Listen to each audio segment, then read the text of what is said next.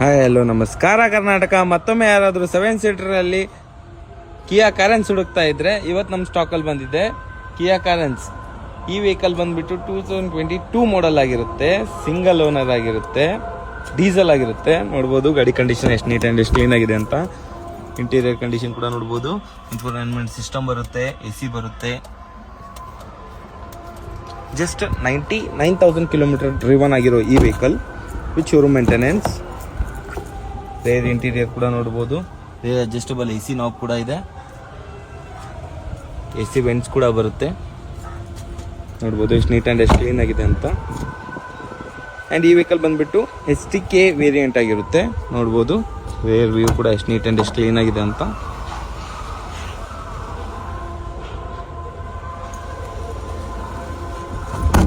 ನೋಡ್ಬೋದು ಕಿಯಾ ಕಾರೆನ್ಸ್ ವೆಹಿಕಲ್ ಆಗಿರುತ್ತೆ.